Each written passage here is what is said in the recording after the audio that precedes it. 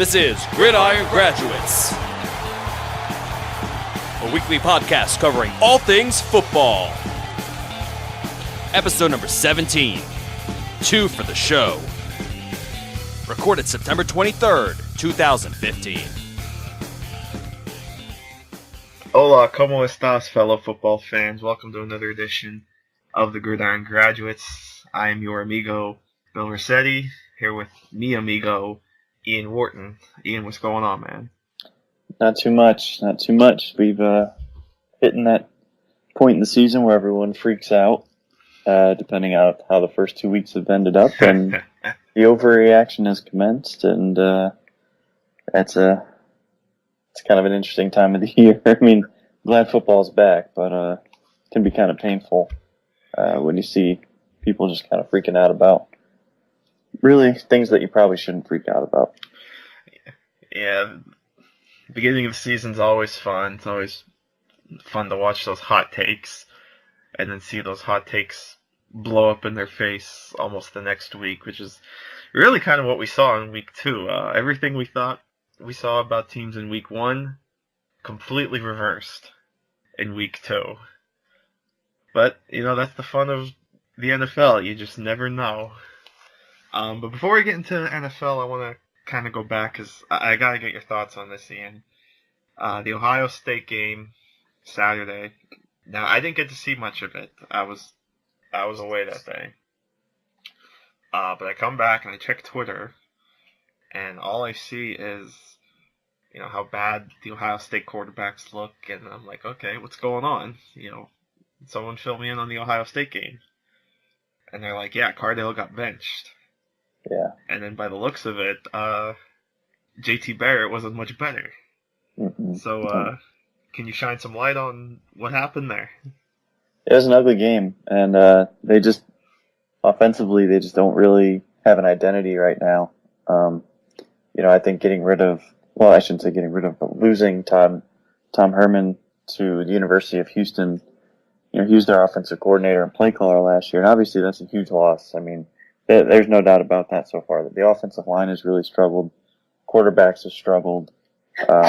There's just no real consistency coming from either position, so they're not really able to run the ball too well. They haven't committed to running the ball, which is, I think, the most egregious error. And the quarterback play has just been really erratic. It hasn't mattered who's in there. They just haven't played well, whoever it is, either Barrett or Cardale Jones. So, you know, I think they're going to be fine. Part of it too is, you know, they're getting everyone's best shot every single game, and you know, they're not necessarily giving that, you know, that best effort. So, I think they'll be all right. I think, you know, they're giving Cardale another start, as I think they should. And I think it'll be okay. I think it'll end up turning out fine. I think we'll end up seeing this team kind of transform a little bit as they hit their stride. They just need a little bit more balanced play calling, and I think it's just a matter of execution, really. So, you know, we'll see how it goes. It wasn't inspiring, but at the same time, it's still the early season. We're not yet in conference play. Once you hit conference play, that's when you really want to start to hit your stride.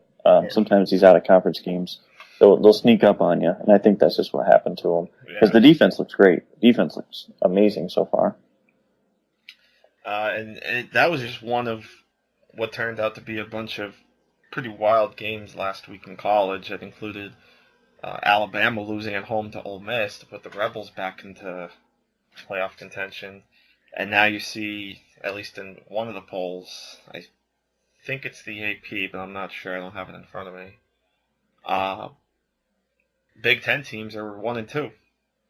Yeah. With Michigan State now at number 2. Now, we talked last week about the possibility of 2 Big Ten teams making it to the playoffs, so we don't have to have that discussion again this week. You know, it's kind of too early to revisit that, but yeah, it's still interesting just to see that Michigan State has moved up to number 2 in one of the polls. So it'll be interesting in a few weeks when the first playoff ranks come out. Those are always interesting. A little pointless, but interesting to kind of see where the committee stands on these teams as the season goes on. So with that in mind, let's kind of run through the Week 2 games real quick. We'll just run through some of the scores and some quick notes. Quick. If we have quick notes now, I don't know if I speak for Ian here, but I'm not gonna guarantee that I can watch every game start to finish, and watch coaches film on every game. So I'll share what I can, but we'll just run through these real quick and hope you guys enjoy. Thursday night game, Broncos beat the Chiefs 31-24. Broncos are now 2-0, and a wild finish. I was able to catch the ending the next morning, actually watching on Game Pass, and oh my goodness gracious, Kansas City, what was that? Yeah. I mean, I understand where they're coming from, but oof, did it blow up in their face. Yeah, I mean, the positive for Kansas City is that, they still almost won the game. Yeah. Despite all of their own mistakes. It's just a tough loss, though. I mean, yeah, to lose that division game at home, especially when, things go right for you and you still don't win, that's a really tough one to bounce back from. I really can't imagine that was a happy locker room after that. Missed opportunity for the Chiefs. For sure. And I thought defensively they played pretty well. They've really got to get Sean Smith back because Marcus Peters has looked fantastic. However, the other play at the other cornerback position, can't think of the kid's name, but he has just been awful. And I mean, it's to the point where Peyton Manning just dropping back and throwing it no matter who he's got over on that side of the field. So obviously with Sean Smith back, that's going to greatly improve. That will no longer be the case. Are you talking about Philip Gaines?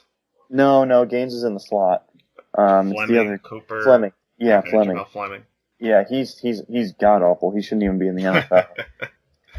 Yeah, tell us how you really feel.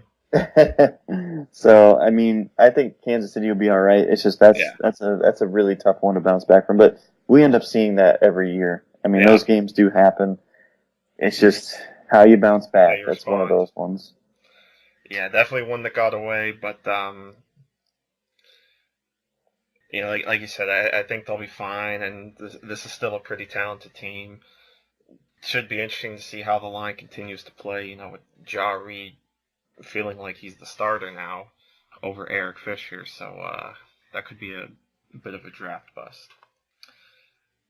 In what was one of the ugly games of Week 2, for all the hype we put into it, Dallas 20, Philadelphia 10. This was a bad game all over the place, really on both sides of the ball. Neither team really could get anything going. I mean, you could look at the positive side and say, yeah, both defenses were great, but let's be honest, neither offense really looked all that good. And then, of course, the big story coming out of this game, Tony Romo is now out with a broken collarbone. He is on IR designated to return, so he probably won't. He definitely can't come back, I think, till week 11. Week 11, yeah. And you probably won't see him, I think, until Thanksgiving, because I think that's right around. It's right around the Thanksgiving game, which is their short week. Yeah. So. Yeah, it's a tough one. I mean, they traded for Matt Castle to try to supplement, that backup, and then Brandon Weeden will start. But Weeden will probably start. I think you're looking at Kellen Moore as the backup at least until Castle learns the offense. Yeah, because week 11 they play the Dolphins, right? They're saying that's when you can come back. Okay. And then they have the Panthers on the short week on Thanksgiving. So maybe the Monday night against the Redskins, we'll see Romo. Yeah, I mean, it's just hard to imagine at that point they'll still be in it. I almost think, like, at that point you kind of just maybe tank the season if you're not in the playoff race. I just can't see them in the playoff race. As poorly as that division has played, that kind of sounds crazy, but, I mean, realistically, I think Philadelphia eventually picks it up. And if they're more than 2 or 3 games back, I mean, there's no reason to play Romo the rest of the season. Yeah, but we'll obviously see how that works out. Yeah. And on Philly's side of the ball, boy, for all the talk on the offense, it has just not produced at all. Murray can't get anything going. The line stinks, specifically the two guards, and that was the big question all throughout the summer was how are the guards going to perform? Well, here you are 2 weeks in, and it's not so good. Yeah. Bradford's obviously struggled. Jordan Matthews has struggled, as surprising as that sounds, because he's had some bad drops. I've seen people say this, and I think it's real too early to be saying this, but there's a lot of Eagles fans that are saying that Byron Maxwell might be Nnamdi Asomugha all over again. Like I said, I think it's a little too quick to be saying that, but I understand the fear. But yeah, Philly's really got to get it going. It starts this Sunday against the Jets, which, as we'll talk about in a little bit, that's not as easy as once thought. So we'll see what happens. Yeah, I mean, Maxwell, and it's tough too because, so Maxwell is going to a less conducive scheme for his talent, and there's a lot less talent around him. Right. The coverage productivity that I do, that was a huge red flag. He wasn't a bad player, but honestly, I don't think he's the number one cornerback. He benefited a lot from guys like Sherman, Matt. Yeah, and the scheme so much. Yeah. I mean, it is what it is. And they really wanted to upgrade the cornerback position, but I think they'd be okay if they can get a true number one corner. And it's really hard to sit there and say, well, they just paid for one, but it's like, you got to keep it in mind too that when a guy hits free agency, it's not the same as an extension because everything changes. The price completely changes when a guy hits free agency. If Marcel Darius would have hit unrestricted free agency, he would have gotten more money than any other defensive tackle ever. That's why Sue got one, because if Sue would have re-signed early, he would have not gotten that same deal. So, right. You pay the price to get a better player than what you had, and you just can't be surprised when you're misplaying him at a position against guys he probably shouldn't be covering. Panthers go to 2-0. They beat the Texans 24-17.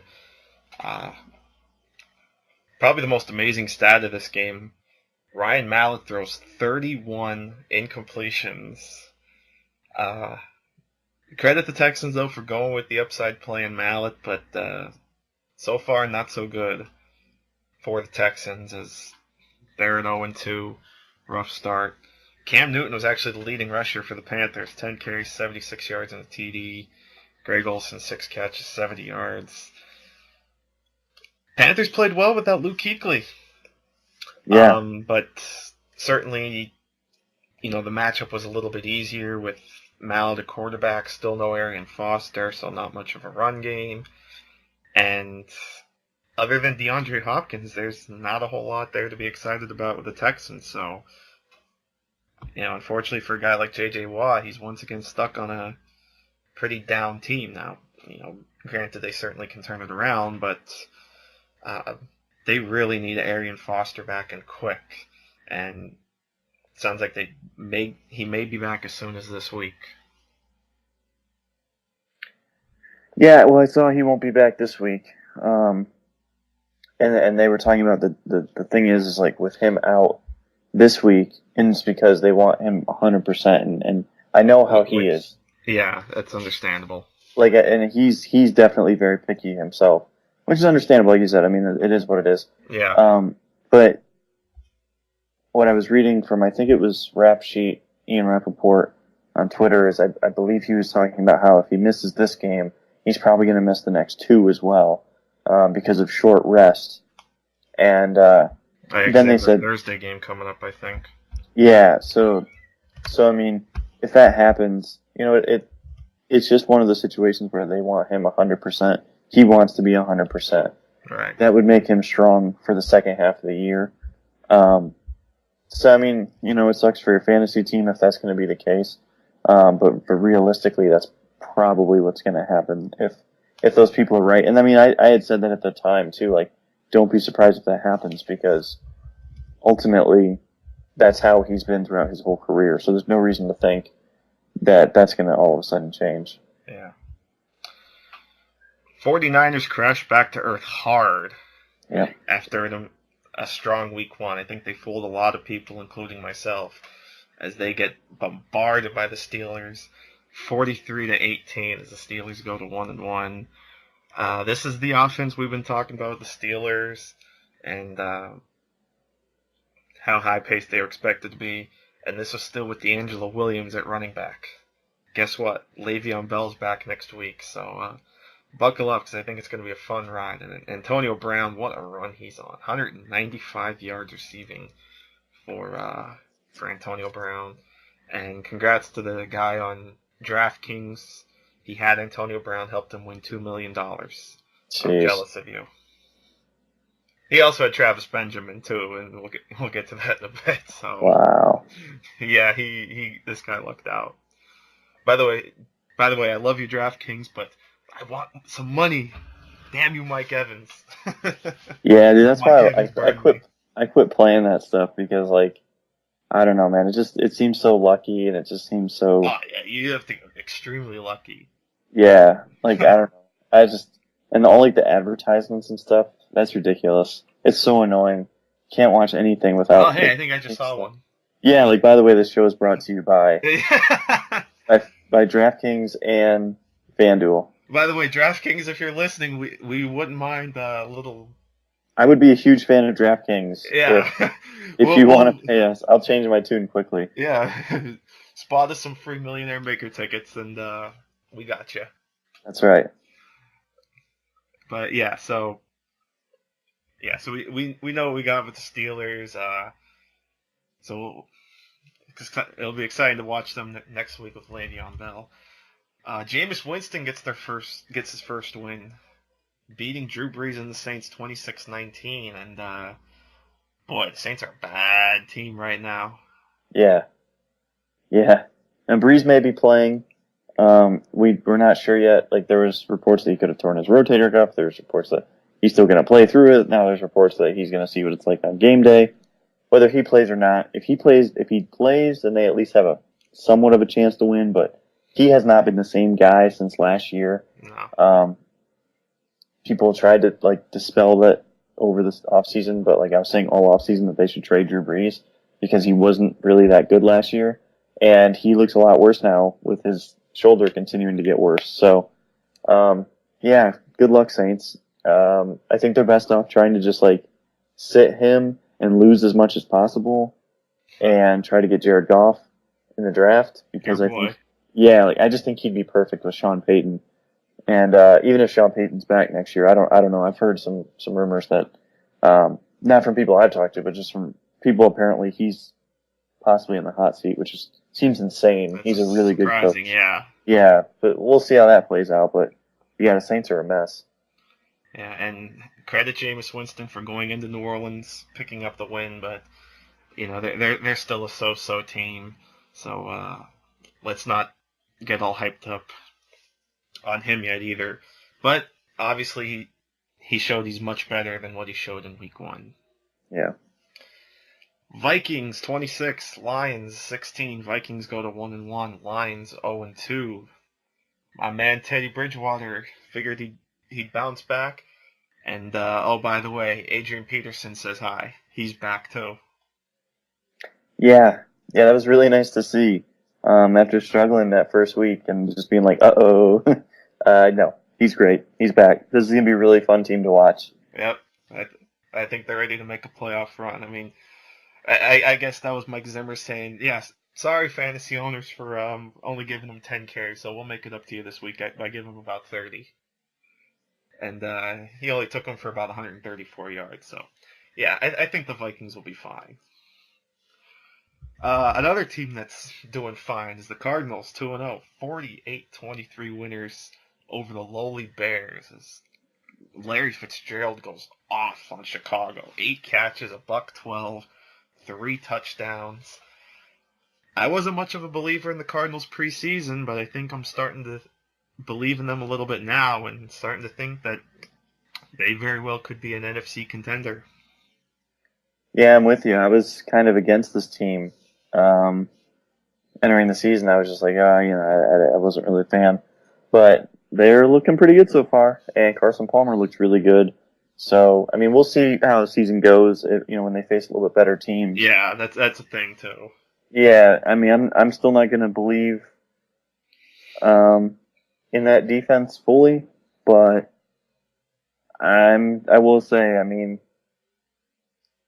they did look really good the first couple weeks. So, maybe I shouldn't have written them off before the season. Yeah, they're probably going to give us a little bit of egg on our face, and it'll be interesting to watch them too once Andre Ellington comes back to see how the run game goes. But I think David Johnson has shown that he deserves a little more work in this offense. Yeah, he's been so good. He has. And then the poor Bears, they stink with Jay Cutler. They'll be even worse now since they won't have Jay Cutler. God bless them on Sunday against the Seahawks. Yeah, good luck. Seahawks haven't been overly good, but still, I mean, it's still the Seahawks. That's going to be an ugly game. And that game got flexed to CBS, so that hopefully more people can watch it. Oops. Patriots beat the Bills 40-32. The champs go to 2-0. The Bills made it a good game, outscoring the Patriots 19-3 in the fourth quarter. But boy, Tom Brady breaking out 466 yards and 3 touchdowns, 113 yards and a touchdown to Rob Gronkowski. That's why they're the champs. They're able to pull it out, but credit Tyrod Taylor and the Bills for climbing back in it. Yeah, I mean, it was a really interesting game. I mean, the Patriots basically dominated most of the game with short passes. And then all of a sudden, when the game's pretty much over, basically the Bills came back and made it a game. But overall, I mean, I think that they just showed the blueprint how to beat this talented Bills defense, and I think that's something to watch moving forward, especially playing Miami, another division team. Mm-hmm. Can Miami go in there and possibly do the same thing? I mean, obviously, I don't think Miami's quite as good, especially on defense, as the Patriots. Their defense has been very, very, very, very, very disappointing. But that was a fun game to watch, especially to see Brady dealing and see Rex Ryan's defense trying to come up with something to stop him, and he just had no answers. Bengals are 2-0. They beat the Chargers 24-19. Gio Bernard, after I guess Jeremy Hill had some issues, Gio Bernard steps up, gets 20 carries, 123 yards. Jeremy Hill last year, I think, made a lot of casual fans forget about Gio Bernard and forget the fact that Gio Bernard is still a good running back. Yep. Let's not forget, Gio Bernard was the first back taken in 2013, I believe. And there's a reason he was the first back taken. He's good. Right. So, credit the Bengals for getting him back involved. Let's see if they can keep it going. A big one coming up this week for the Ravens. And the Chargers, I think, will still be okay. Bengals just got the better of San Diego this week. Yeah, I didn't get a chance to watch that one, but I think those are two kind of middling teams that probably do well during the season. And then as soon as it kind of gets to postseason, I'm not sure I really believe in them. But yeah, we'll see how it goes. I mean, definitely interesting. Can't write them off completely. No, can't write them off yet. Johnny Football breaks out as the Browns beat the Titans 28-14. Titans, another team that kind of fell back to earth a little bit. And Travis Benjamin, as I mentioned before, helped the guy win $2 million on DraftKings. 3 catches, $115, 2 touchdowns. So, yay, Johnny Manziel made the Browns offense exciting. So we go back to Josh McCown in week 3. Yeah, I mean, I watched the game, I charted it. I didn't think Manziel did very well. I know he had the big touchdown throws. I thought the second touchdown throw to Benjamin was pretty impressive. He actually got him in stride. He actually, extended the play. I don't know if how we extend plays. I don't think that's sustainable, honestly. I mean, it's just, they know he does that same spin move every time, and most of the time it gets him killed. Yeah. So, I mean, at some point you gotta stop doing that. you got to win within the pocket, and he doesn't do that. So the first touchdown throw he had was underthrown. He was just lucky that Cody Sensabaugh got torched, absolutely torched by Benjamin twice. I mean, Benjamin's been a really good development for them. He's a legitimate, good, deep receiver now for them, which is kind of funny because now he's in a contract year. But overall, I mean, I'm definitely not buying into Johnny Manziel, and I really don't blame the Browns. I wouldn't do the same move. You know, I would give Manziel the entire season and then decide either, keep him as a backup to develop down the line, but I'd still take a first-round quarterback if possible. Or if he proves that he's worth anything, either trade him or stick with him. Right. So, I think those are the two decisions you have with him. I just don't understand this whole sitting on the bench thing, at least for him right now, because ultimately you're not going to learn anything about him right now. If he's sitting on the bench, he's not going to get better on the bench. He really needs experience. Mm-hmm. So I don't know what they're doing, but I mean, I didn't think he played great either. So like, I understand the argument that that seems to be like the consensus. He didn't play all that well, so some aren't that surprised they went back to McCown. But hey, Brown's gonna Brown. Yeah. I mean, that's unfortunately the story for them. Falcons are 2-0. They come from behind, erase as the Giants blow another double-digit lead. Falcons win 24-20. Falcons go to 2-0, setting up the battle of the unbeatens against the Cowboys. Giants fall to 0-2. Odell Beckham, though, in a losing effort, goes nuts. 146 yards, 1 touchdown. We'll see the Giants tomorrow night, actually. Or as Ian likes to say, tonight if you're listening on Thursday. We'll see the Giants on Thursday Night Football against the Redskins, who got a bit of an upset win over the Rams, 24-10. As boy, the Rams really crapped the bed in Week 2 after the big win in Week 1 against the Seahawks. Matt Jones with a coming out party, 19 carries, $123, 2 touchdowns. There was a lot of love for Matt Jones, and it looks like it's finally starting to come to a head for that guy. Yeah, he's looked really good for them. I mean, even like the Redskins in general, I have really impressed. They're executing much better than what I thought. I think their coaching is actually doing better than what people thought. Which sounds kind of surprising, but I mean, this might be a team to watch. I mean, I don't think they're a realistic, playoff contender, to be honest, because I mean, they don't have a quarterback, which now no one in the division really does have a guaranteed quarterback. But I said the funny thing was, I think the only team that could feel good about themselves coming out of Week 2 was the Redskins.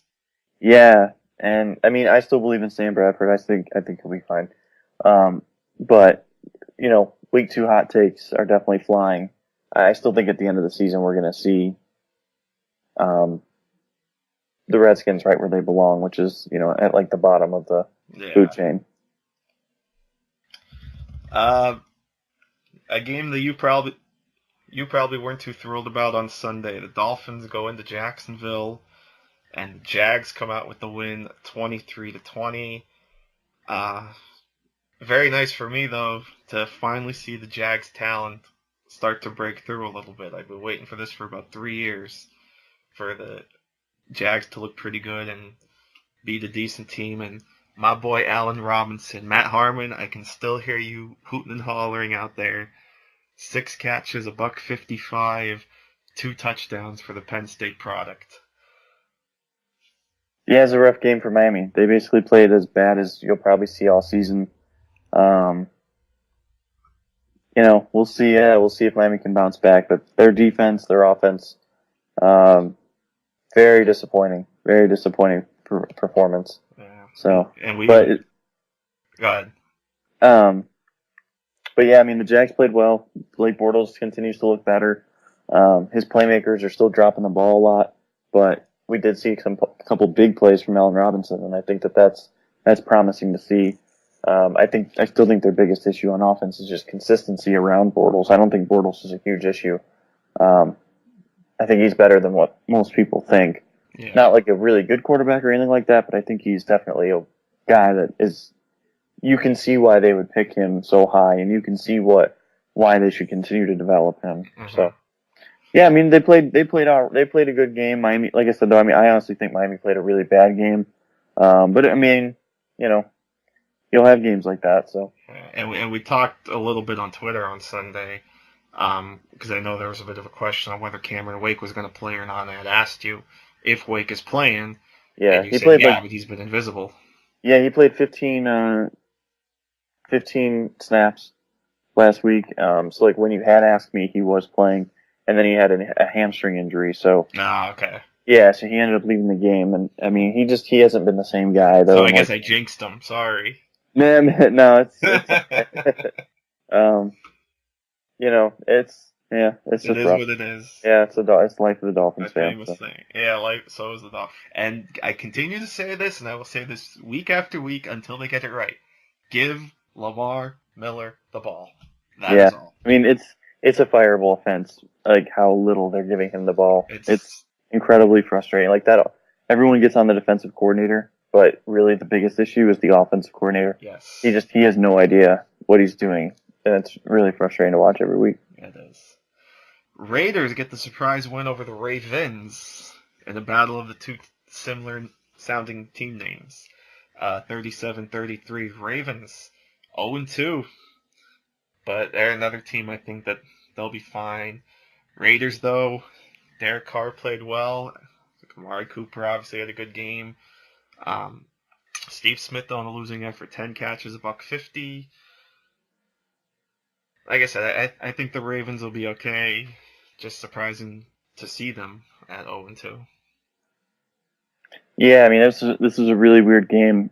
Defensive breakdowns all over the place for Baltimore, and I mean I think they'll be okay.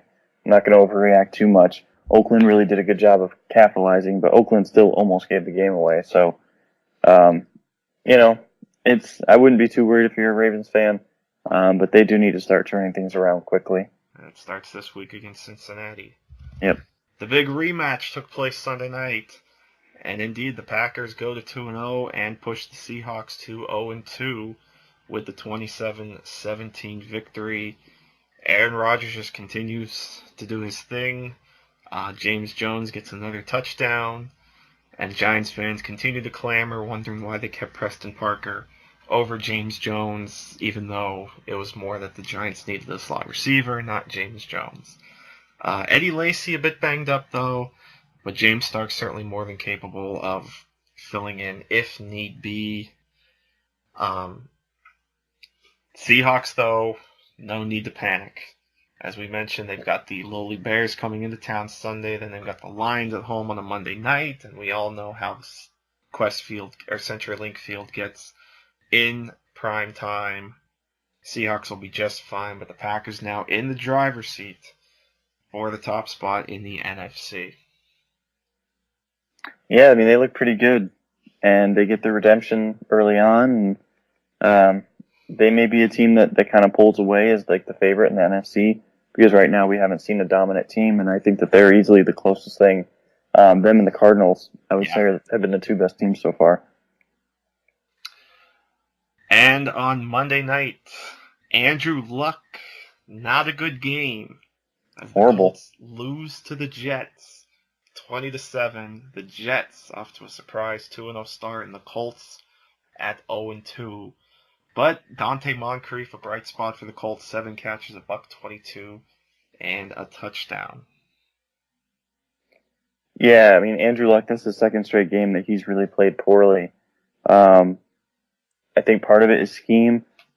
They're just running a lot of deep routes. They're not really running too much intermediate stuff, and that kind of makes it hard, especially with that offensive line. You know, they're just kind of a mess, and I'm not really sure if we're going to see an immediate change from them. I mean, it's kind of hard to sit there and say, you know, this is how you fix your issues, because they've got pretty poor personnel. I mean, I don't think there's a whole lot they can do outside of just playing better. And I mean, we knew they were massively flawed entering the season, and they're kind of getting exposed for it right now. Mm-hmm. Yeah, my pick of them going to the Super Bowl not looking so hot right now. Hashtag hot take. But hey, funnily enough, of our 4 picks to go to the Super Bowl, only one has a win, and that's my pick of the Packers. So, little bit of a shot for me. Woohoo! But it's certainly going to turn around. I think the Colts will bounce back, and then your 2 picks, the Eagles and the Ravens, should bounce back. At least hopefully the Eagles bounce back for my fandom's sake. But we'll see what happens. Right. So let's move ahead to week number 3. Some interesting games on the dock. Just scrolling through a little bit, see what we got. But what are some of the games you're looking forward to? I mean, I'll be looking tomorrow night. I think that's going to be an interesting game between the Giants and the Redskins. We haven't seen a good performance out of the Redskins on a primetime game in quite a while. I think it's been a couple years. I think since after like maybe once in a couple years ago, I think they had a decent game. But I mean, that's usually historically a really bad primetime game. The upset win with Colt McCoy that recently against the Cowboys. Yeah. And so I mean, the Giants are favored and they're at home, so I think the Giants probably win this game. But I wouldn't be shocked if it goes either way. I think that's a good coin flip game. Yeah. I mean, I think whoever loses will say a lot about them. I'm not going to overreact to it either way. I mean, if the Giants lose, their season is going to be really tough to recover from. But it will be possible. But going 0-2 at home to start the season and 0-3 in general is not a good start. So I think that'll be a good game to watch. Bills and Dolphins, obviously, I'll be watching that game. I want to see how Miami can come back from a little bit of adversity against a bad team, and can they finally live up to their talent, which I really doubt that they will, because this coaching staff's done a really bad job. I think it's one of the worst coaching staffs in the league, but nevertheless, it should be a fun game against the Bills. It should be a close game, at least for most of it. I think the Bills might win that one, though. And I'll also be watching the as I scroll through myself, Eagles and Jets looks interesting, but I'm not going to pick that one. I'm going to pick Chargers and Vikings because I like both of those quarterbacks a whole lot. I think that the Vikings are they found their recipe for success, and they're kind of even matched teams, with maybe the Vikings having a slight nod because their defense is better than the Chargers. But I think that'll be a fun game, and plus you're also going to be watching some really fun running back play. Not only Adrian Peterson, but the Chargers have Melvin Gordon, Danny Woodhead. I mean, those guys are really fun to watch. So I think all 3 of those games should be pretty fun and kind of insightful for what the season will have in store. Yeah, I'm definitely with you on those games as well, particularly Chargers Vikings. I'm always going to say I just enjoy watching Teddy Bridgewater, so that'll be a fun game. And over under 1.5 references to Adrian Peterson breaking the single game rushing record back then against the Chargers. I will go with 2. And then, yeah, I agree with you about the Thursday night game. I think it's one that could really go either way. But I'm leaning the Giants only because road teams, last week being a little bit of an exception, but road teams typically have down games on Thursday games because of the short week. Not that the Redskins have had to travel far. Their first 2 games have been at home, and they're only going to East Rutherford for this game. But still, in general, road teams fare pretty poorly. Yeah. I think I chose the wrong words there, but they don't fare so well on Thursday night games. I'm kind of intrigued a little bit by the Sunday night game this week between the Broncos and the Lions. I just enjoy seeing these interconference matchups in prime time, just seeing how they kind of match up. And And I guess it'll be interesting to see, do they just keep Talib and Harris on their sides, or do they have one shadow Calvin Johnson? Matchups like that are interesting to watch. The Broncos' D has been outstanding this season. The Ageless Wonder, DeMarcus Ware, still going nuts. And against that Lions offensive line, which hasn't been the greatest, it'll be interesting to see how much they can get after Matthew Stafford. Yeah. I was really disappointed last week seeing that Amir Abdullah did not have much of an effort. The numbers obviously weren't there. I really would like to see him get more involved. I know some people that are still kind of surprised that Joique Bell hasn't done all that much this season. Well, there's a reason Joique Bell hasn't done much. They drafted a better back. Yeah. Maybe even two better backs. Because I think Zach Zenner's a pretty decent back, too. Zach Zenner's good, too, yeah. The kid from, North Dakota State, I believe. No, he went to, slipping my mind now. North Dakota State kid was, Crockett. Oh, yeah, that's right. For Green Bay. But yeah, it was an FCS school. I just can't remember exactly, what it was. As it looked, South Dakota State. That was close. That's right. Yep, that's right. As soon as you said it, I was like, yep. The Jackrabbits, of course. And then I'm also looking forward to Bears Seahawks, only to see how bad the Bears get beat up. Don't do that to yourself. I mean, yeah, Cam Chancellor ended his holdout, but I don't expect Cam to play, only because he hasn't practiced since OTAs. So if there's ever a week for him to be on the team and get a week off, this is the week. I think the Seahawks, this is about as close as a free pass, because there's no such thing as a free pass in the NFL, but this is as close to one as you're going to get in the NFL, I think. Yeah. The fact that Jimmy Clausen is starting over Jay Cutler, and the fact that the Seahawks are angry losing to the Packers and angry sitting at 0-2, not a good formula for Chicago. It's like I said, I think it's going to be a long Sunday for Bears fans. And is Alshon Jeffrey even 100% yet? I don't even know if... I haven't seen anything about it. Even if he is, just put Sherman on him and that's it. But the Monday night game is also intriguing, if only for the fact that it's a rematch of the very first Super Bowl. The Chiefs taking on the Packers.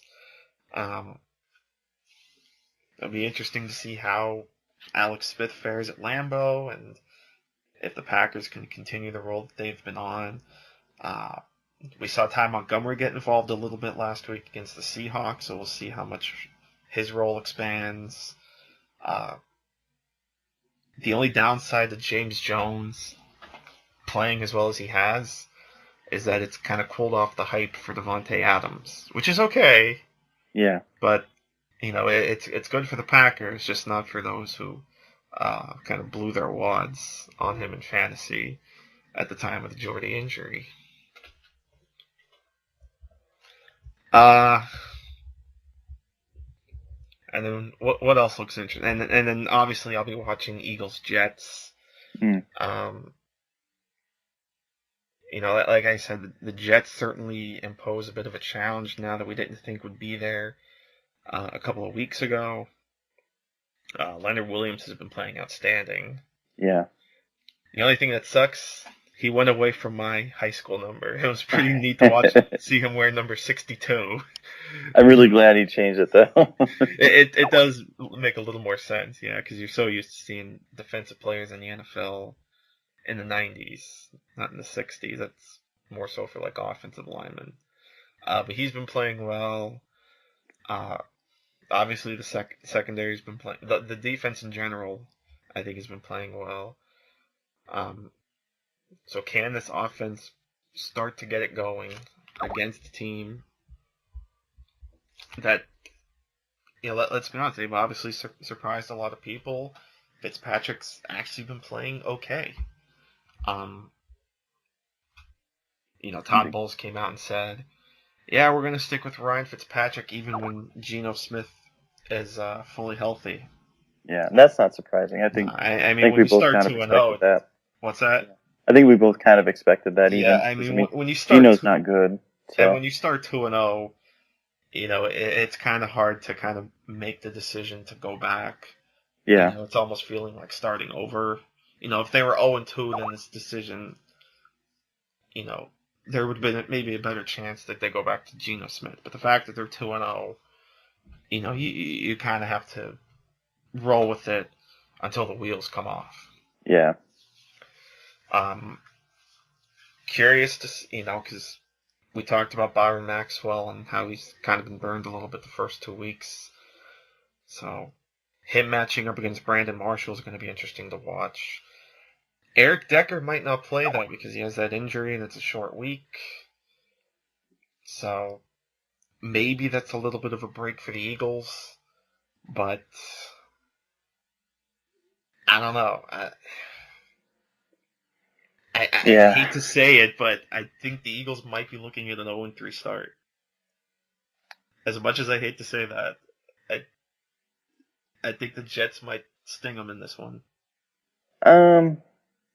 Yeah, it's hard. I don't think the Jets are that good because, if you look at it and say, look how much they probably should have won on Monday night. They probably should have won that game, fairly handily. Yeah. With all the mistakes that the Colts made. I think Fitzpatrick can implode at any minute too. It's not a matter of if with him; it's a matter of when he's going to implode and just have really bad games. And there's a reason why he's been tossed around the league so much. He's not overly good. He can give you good games in a short series or so. But overall, though, he's not very good. So I still believe in the Eagles. I think that they just need to get their running game going, which is easier said than done. But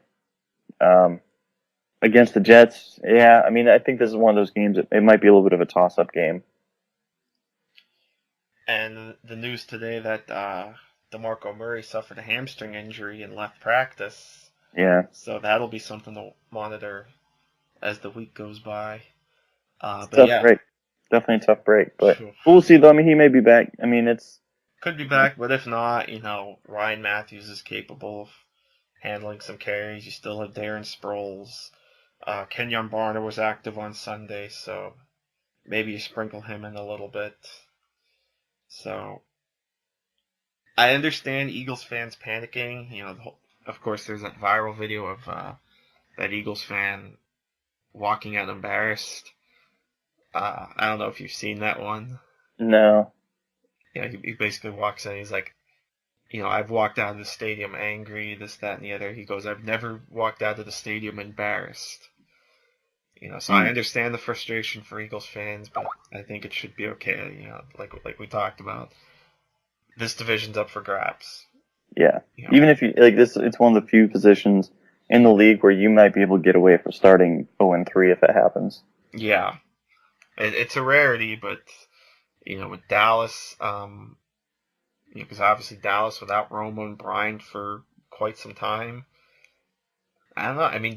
I think Dallas might have a shot to beat Atlanta this week, with that defense and maybe get the run game going. But, down the line when teams catch on to them a little bit, can Whedon keep the boat afloat for a couple games till Matt Castle comes there? And then even when Matt Castle comes in, can he perform well? Yeah, it just seems so unlikely. But I guess you've seen weirder things in life. The NWL, the National Weird League, that's for sure. Yeah. And then just a run through of the game. So we talked about Redskins, Giants. The Falcons are at the Cowboys. The Colts against the Titans. The Raiders against the Josh McCown-led Browns. Bengals and the Ravens, and what kind of feels like a must-win for the Ravens this early in the AFC North. If they lose this game, that's a tough one to come back from. They're essentially 4 games back of the Bengals. Right. So, Jaguars are in New England to face the Patriots. I mentioned my love for the Jaguars' talent, but if they beat the Patriots, then hell will have frozen over. And I think I saw somewhere too. I don't know. If it was a poll somewhere. It was like, what would be the bigger upset, the Jags over the Patriots, or the Bears over the Seahawks? Oh, I think the Bears over the Seahawks. Yeah, with what the Bears will be rolling into Seattle with, and everything going on, that would be that would probably be the equivalent to maybe not a 16 beating a 1 in the NCAA tournament, but maybe like a 14 beating a 3. And again, we've seen a bunch of 14s beat 3, so maybe like a 15 over a 2.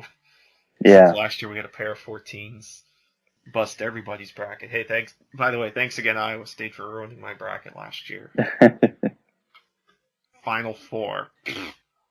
So much for that. Yep. Ripped up my bracket within the first 3 hours. That's right. I'll talk college basketball here. I don't have a problem with that. North Carolina, all the way. Then what else do we got? The Saints at the Panthers. We talked about how bad the Saints are, so it could be a rough.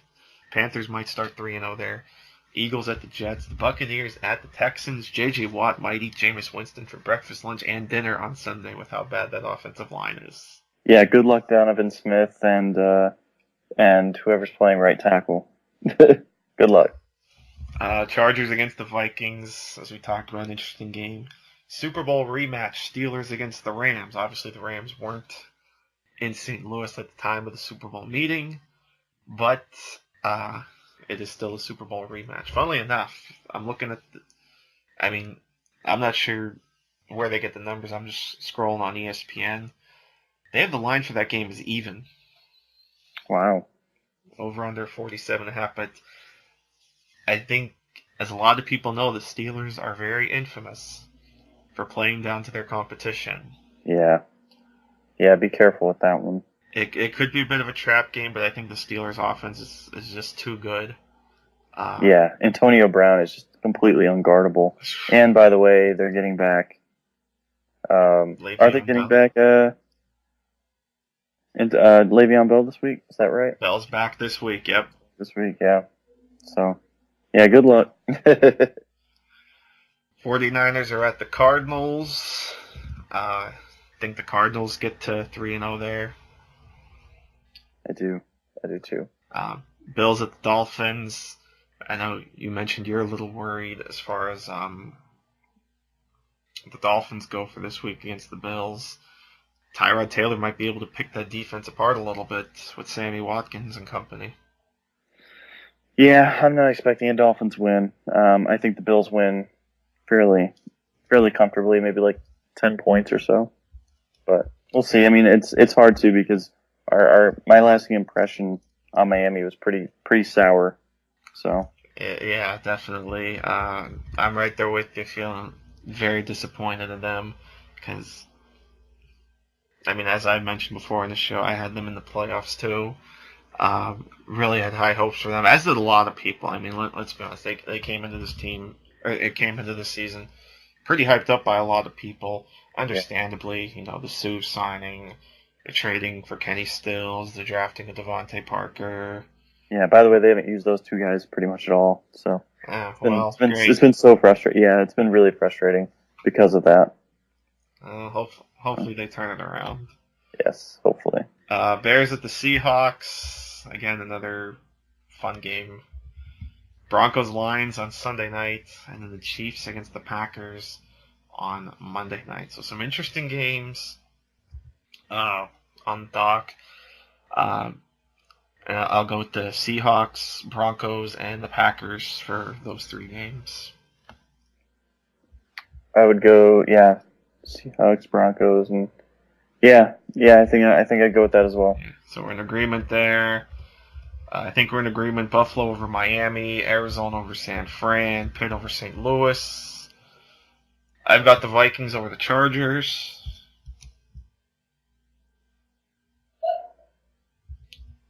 Are you on the same boat there? And it's a toss-up a little bit. Yeah, no, I'm just I could just see so much weird stuff happening. Yeah. Maybe Adrian Peterson rushes for 300 yards and breaks another record. Yeah, I mean, hey, that's always fun for me to watch. Like, I know some people don't like to watch, people run the ball, or I don't know, maybe if they like passing more, but I like watching that. I like watching dominant running backs. So I mean, hey, because there's not too many of them anymore in the NFL. That's right. So enjoy it while you can. Well, I think it will come back. I will say, I do think it'll come back a little bit. Slowly but surely, we're coming back to the featured back. Yeah. Yeah, there's some really, really good ones coming from college. So maybe, don't hold your breath, but maybe. And certainly down the line, we'll be talking to some of those running backs. I look forward to getting some NFL draft talk with you, and maybe get some guests on and really ramble on. It sounds like we're in agreement. Houston gets their first win over Tampa. It sounds like you have the Eagles. I've got the Eagles, yes. I'm going to go ahead and take the Eagles. What the hell? Yeah, I'm going to take the Eagles. I don't know. I feel like it's not going to last forever. I got to have faith, yeah. I don't think Chip will let this team go to 0-3. Yeah, I can't see that. If they do, I mean, it's not the end of the world, but because like you said, with the way Dallas is going to be, it may not be. It's even going to get even more loony if the Giants end up winning tomorrow night. So, it's going to be so wide open if that happens. It really will. Even more. So. I think we've both got the Panthers over the Saints. Yes. The Pats over the Jags. I'm taking the Ravens over the Bengals because I don't think they'll let themselves get to 0-3, especially in their home opener against the division rival. Yeah. Raiders over the Browns. Yeah, I would take that as well. Colts over the Titans. Yep. And I'm slightly leaning Dallas over Atlanta. I don't know why. I'm just kind of getting that vibe that maybe the defense carries them through this one. I go Atlanta. All right. And I do want to wrap this up by saying rest in peace to one of the greatest baseball players that has ever lived. Obviously, we never got to watch him play, but we know about him. Yogi Berra. It was real surprising when I woke up this morning, and pretty much the first thing I saw was that Yogi Berra had passed away. Yeah, it's definitely sad, and I don't really know what to say about it. So it's just one of those things where someone passes, and I mean, I just wanted to kind of throw that in there just because it's obviously a big story. Yeah. I was fortunate enough to have met his granddaughter a few very months ago. Joe Madden, of course, the manager of the Cubs, who's from my hometown, was here doing his annual dinner, and he had a bunch of media personalities along with him, one of them being Lindsay Berra, granddaughter of Yogi Berra. So I got to talk to her and kind of ask her a little bit about the journalistic path. So it was really interesting. Got to meet her and Kimberly Jones of NFL Network. So it was a neat time. Very cool. And then, unfortunately, as we're going right now, the Yankees are down 4-0 in the ninth to the Blue Jays. But the Yankees should still make the playoffs. By the way, have you been following baseball season? No, man, it's been a couple of years since I followed. Yeah, I'm an Indians fan, and we've just been completely irrelevant for the most part. Quietly back in the playoff race, though. Yeah, they do this every year. I don't get my hopes up. They're probably I watch from afar. Playoffs. I'm just looking it up quick right now. They're back under 500. 4 games out of the playoffs. So that's okay. We can root for the Royals again. Yeah, It sucks because like I used to watch them every single day. Yeah. And I mean, I was a huge baseball fan, so I played baseball in high school. I mean, I played baseball growing up. Like I that's all I really played up until high school, and then I played football and baseball. And so I mean, I loved baseball, and I just don't have any love for it anymore. And I don't know if it's because of the '07 Indians playoff run or the 20, I think it was like 2009 or 2010 playoff run. I just remember like being scarred by those teams, and as I moved away from Ohio to where I can't watch their games anymore, I just kind of was like, yeah, I don't really like watching like 4 hours of baseball anymore. Yeah. It's tough. It hurts for me to say that, but it's just kind of the case of it now. Oh, that's okay. Your Cavaliers will be back on soon. That's right. That's right. Love the Cavs. And of course, the Phillies are on their way to 100 losses. So yay! They're only 6 away. So hey, maybe by the time we talk next week, the Phillies will have 100 losses. That'll be something to look out for. Yikes. So with that in mind, I think we got another good hour in. Broke down all the games a little bit. So as always, enjoy week 3. Any parting words for our friends, Ian? I wouldn't make huge sweeping statements until after week 4 of the NFL season. After that, you are certifiably able to somewhat freak out, but not yet. Don't Good freak out yet. advice.